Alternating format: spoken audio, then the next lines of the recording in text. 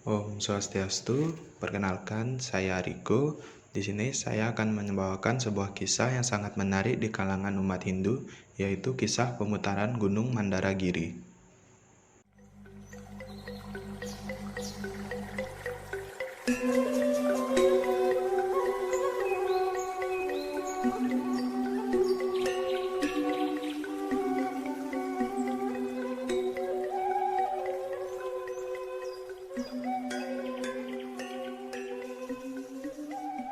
Pemutaran Gunung Mandaragiri merupakan sebuah kisah yang menceritakan tentang pencarian air suci yang bernama Tirta Amerta.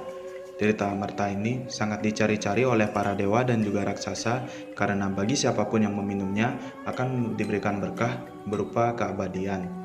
Nah, kisah pemutaran Gunung Mandaragiri ini sangat erat kaitannya dengan salah satu awatara, yaitu Kurma Awatara.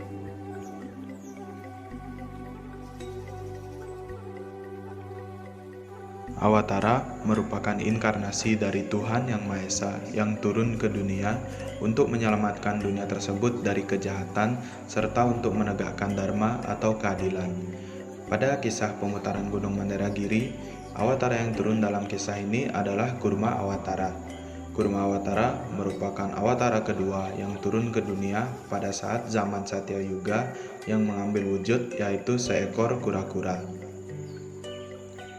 Diketahui, Tirta Amerta yang dicari-cari oleh para dewa dan juga raksasa berada di dasar lautan susu yang bernama Kesir Arnawa. Mendengar kabar tersebut, para dewa dan raksasa akhirnya memutuskan untuk bekerja sama demi mendapatkan Tirta Amerta. Untuk mendapatkan Tirta Amerta, para dewa dan juga raksasa harus mengaduk lautan susu tersebut secara terus-menerus dengan menggunakan Gunung Mandara sebagai tongkat pengaduknya dan juga naga Basuki sebagai tali yang nantinya melilit Gunung Mandara tersebut. Dewa Wisnu lalu menjelma menjadi Kurma Awatara dan bertugas untuk menopang Gunung Mandara agar tidak tenggelam ke dasar lautan Kesir Arnawa selama proses pengadukan. Nah, lalu datang naga Basuki yang melilitkan tubuhnya di sekitaran Gunung Mandara yang berfungsi sebagai tali pengaduk. Nantinya tubuh dari naga Basuki ini akan dipegang oleh para dewa dan juga raksasa. Lalu di puncak Gunung Mandara terdapat Dewa Indra yang berfungsi untuk menopang gunung tersebut agar tidak terlontar ke atas selama proses pengadukan.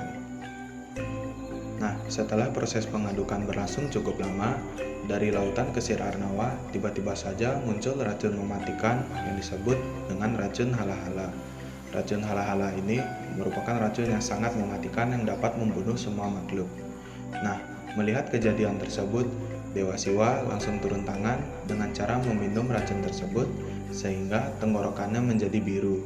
Tenggorokan Dewa Siwa yang membiru ini disebut sebagai Nilakanta atau tenggorokan yang membiru. Setelah kejadian racun tersebut, dari lautan Kesir Arnawa muncul sosok dewa pengobatan yang bernama Danwantari. Danwantari di sini muncul sambil membawa Tirta Amerta di tangannya. Danwantari langsung memberikan Tirta Amerta kepada para dewa untuk diminum. Para raksasa yang melihat kejadian tersebut seakan tidak terima dan langsung merebut Tirta Amerta dan pergi begitu saja. Nah, Dewa Wisnu di sini memiliki cara dengan menyamar sebagai sosok wanita cantik yang bernama Mohini. Di sini maksud dari penyamaran Dewa Wisnu adalah untuk merebut kembali Tirta Amerta dari tangan para raksasa. Nah, sosok Mohini langsung saja menghampiri para raksasa dan bernegosiasi untuk mendapatkan Tirta Amerta. Para raksasa yang tergoda dengan kecantikan Mohini langsung saja memberikan Tirta Amerta kepada Mohini.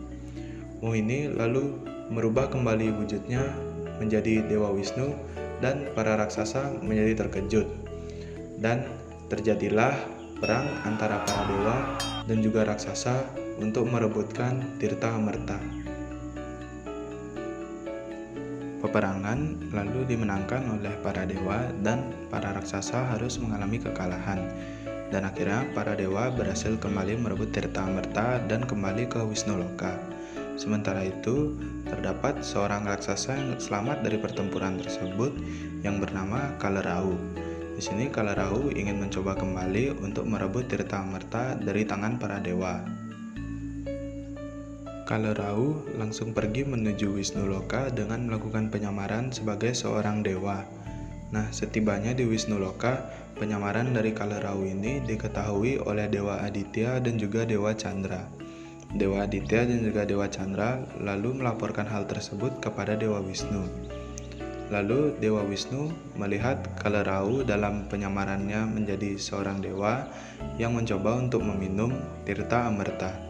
Nah, di sini Dewa Wisnu langsung mengeluarkan senjata cakranya dan memenggal kepala dari Kalerahu sehingga kepala dan badannya terpisah.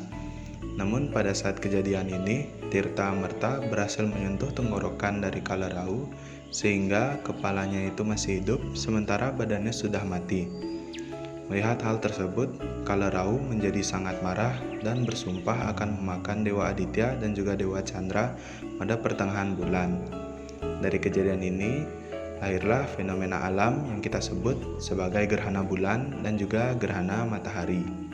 Sekian kisah dari saya mengenai pemutaran Gunung Mandaragiri. Semoga dapat memberikan manfaat bagi teman-teman yang menonton video ini. Akhir kata, saya ucapkan terima kasih dan Om Santi Santi Santi Om.